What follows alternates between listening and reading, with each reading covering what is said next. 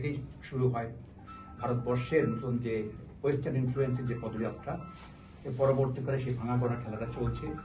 কিন্তু পশ্চিমবঙ্গে সাম্প্রতিককালে আমি খুব কম আর্টিস্ট দেখেছি যারা খুব রিমার্কেবল কাজ করছে। সে তুলনায় মনে হচ্ছে যে আমার অন্যান্য শহরে এত ভালো ভালো কাজ হচ্ছে, নিশ্চয়ই কলকাতা শহরে ভালো ভালো শিল্পী, কিন্তু আমরা সেই রেনেসাঁ পিরিয়ডের যে শিল্পী দেখেছিলাম সেই মানে শিল্পীদের কিন্তু খুব কম দেখছি। এটা কারণ হতে পারে যে বাঙালিদের মধ্যে হয়তো সেই ট্যালেন্ট আছে, সেটাকে কিন্তু তারা সেভাবে কিন্তু দিতে পারছে না। তার কারণ হচ্ছে আমার মনে হয় কনসেন্ট্রেশন অভাব, যেটা বাঙালিদের সর্বক্ষে দেখা যাচ্ছে। যে আজকে দেখলাম যে অর্জুন অ্যাওয়ার্ড বা খেল রত্ন অ্যাওয়ার্ড একটা বাঙালি নেই, সমস্ত স্টেট থেকে পেয়েছে, বাঙালির একটাও নেই। বাঙালি স্পোর্টসম্যান পাচ্ছেন, ভালো সিনেমা তৈরি হচ্ছেন, ভালো নাটক হচ্ছে না, সব দিকে বাঙালিদের একটা কিন্তু এটা অধঃপতনের একটা ডিক্লাইন, স্টেডি ডিক্লাইন দেখা যাচ্ছে। এটা কিন্তু দুঃখের কথা। কিন্তু আমার মনে হয় যে আমাদের আশা রাখতেই হবে, আমাদের নিউ জেনারেশন যারা আছেন তারা প্রত্যেকেই প্রতিভাধর। একটু দরকার আমাদের মধ্যে ভালো মানুষজন যে সুন্দর সুস্থ সমাজ তৈরি করতে পারি, তাদের পাশে থাকতে পারি, তাহলে মনে হয় বাংলা আবার তার নিজের জায়গা একটু রিক্লেম ইজ মানে গ্লোরিয়াস পজিশন। সবাইকে ধন্যবাদ যে অদিতিকে এবং সুমনদাকে যে আপনারা এত সুন্দর অনুষ্ঠান করেছেন। এটা করে রাখুন, আমরা সবাই আছি। আমি খুব ভালো বুঝি, কিন্তু আমার মনে হয় আমাদের মতো লোকের থাকা দরকার, এই কারণে আপনার সঙ্গে থাকলে আমাদের ভালো লাগে। আপনারা আছেন বলে আমরা আছি। এই যে আমাদের মধ্যে যে এই যে আমরা মানে ব্যাপারটা এক্সচেঞ্জ অফ যে আইডিয়াস অ্যান্ড থট, এটা কিন্তু ভীষণ ইম্পর্টেন্ট।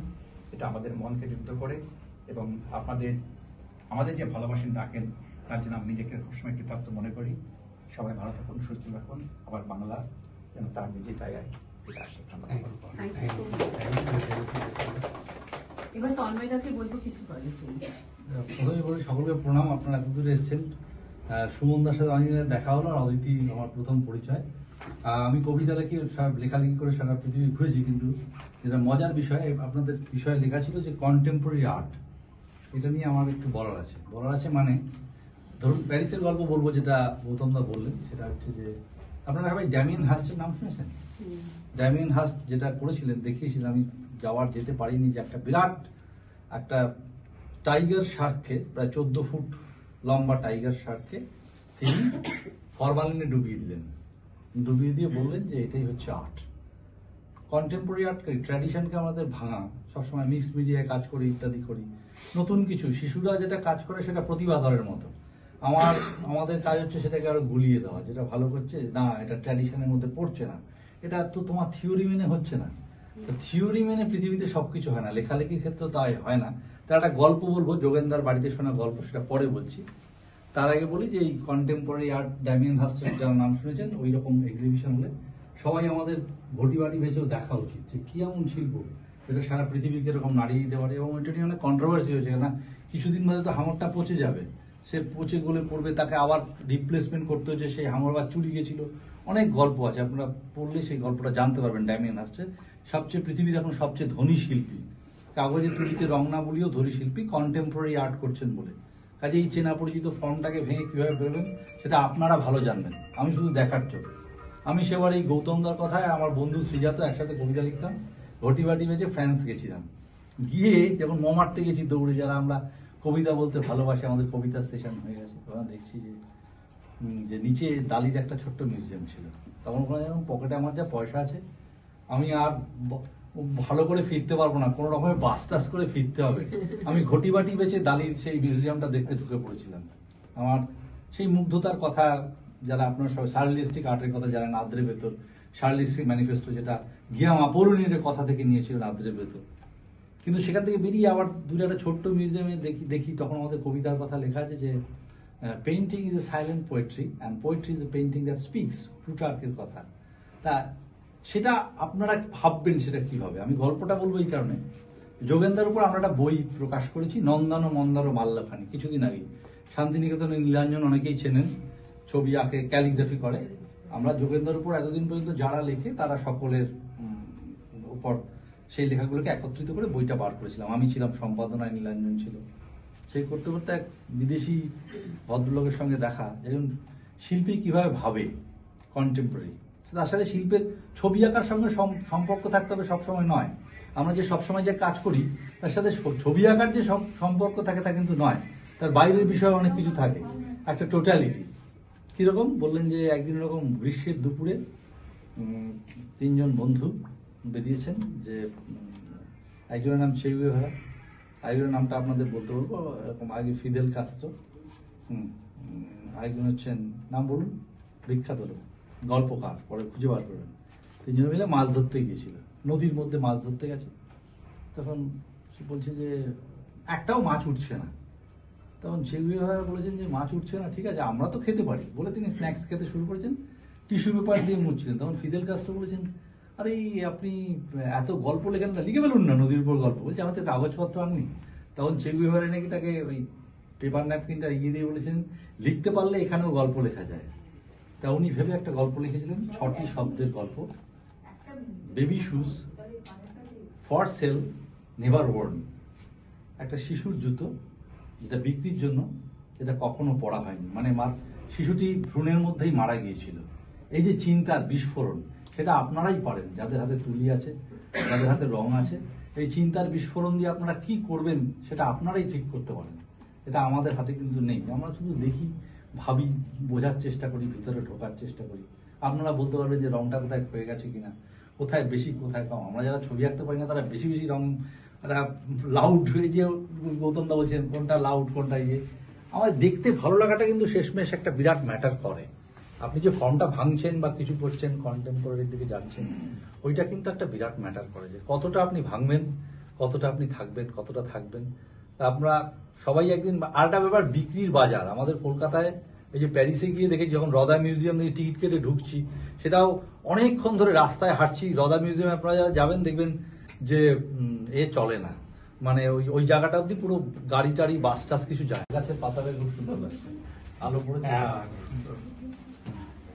এবার আমরা বরণ করে নেব আমাদের দ্বিতীয় অতিথি, এবং আমাদের অনেক পুরনো মানুষ, আমাদের সবসময় পাশে থাকা একজন এমন মানুষ, যখনই আমি কোনো উদ্যোগ নিই, অঞ্জন দা ইজ অলওয়েজ দেয়ার। তো মানে আমি চিন্তা করার আগে অঞ্জন দা সেটাকে অ্যাকশনে নামিয়ে ফেলে। তো সেই জন্য মানে অঞ্জন দাকে আলাদা করে আমার বলতে হয় না যে অঞ্জন দা তুমি কিন্তু প্লিজ কাউকে বলো। অঞ্জন দা নিজে ফোন করে জিজ্ঞেস করে কাকে কাকে বলেছো, হ্যাঁ কতজন হলো, কিভাবে করছো, কি পরিকল্পনা, পুরোটাই অঞ্জন দা জেনে নেয়। আর সেটা আমার সবসময় মনে হয়, যেহেতু আমি চিরকাল একা, মানে একমাত্র কন্যা বাবা মায়ের, তো মাথার উপরে দাদা ছিল না, তো কোনো দাদাই ছিল না, সেখানে অঞ্জনদাকে পাওয়া মানে একটু, মানে অনেকটা কিছু একসঙ্গে পাওয়া। Thank you so much Anjan da. আর সুমনকে বলবো একটু বরণ করে নিতে, পাত্রাকে বলবো ক্যামেরা ছাড়তে।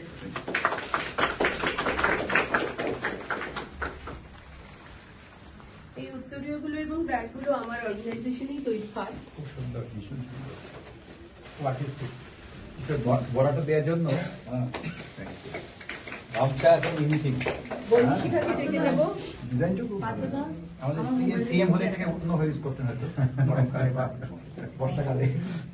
আপনি একটু ডান দিকে গিয়ে যান। হ্যাঁ, একটু ঘুরে লিসাকে ডেকে নেবো আর শুভকে ডেকে নেবো।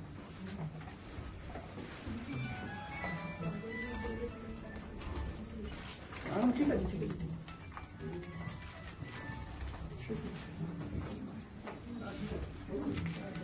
পাহাড়ে ভারী ভারী হয়ে যায়। হ্যাঁ, লরি লরি লরি লাগবে। ঠিক আছে, ঠিক আছে।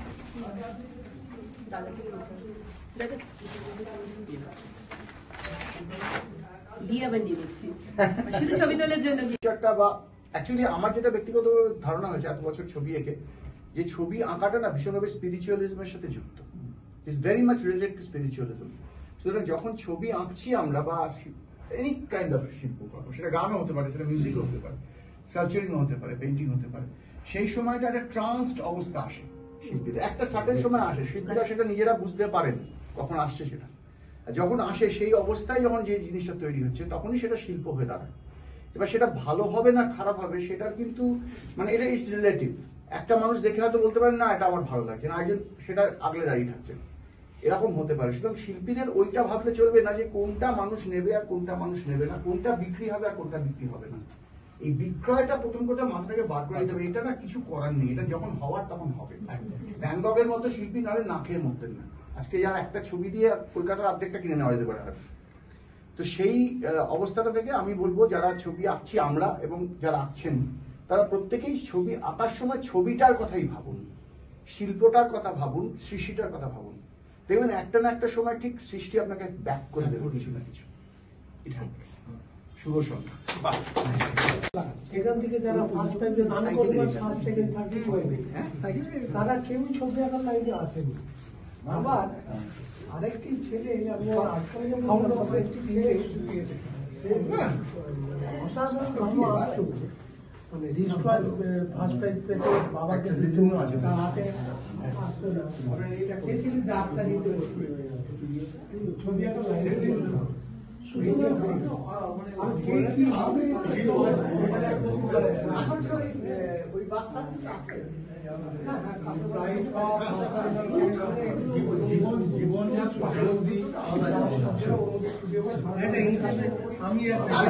আমি ছবিটা দিলাম, হয়তো আমার আরো ভালো ছবি আছে জমা দিলাম, সেটা সেই সময় সাথে কারোর সাথে মিললো না, বিচারকদের সাথে মিললো না। তো আবার যে ছবিটা কেউ খোঁজে দেখেনি সেই ছবিটা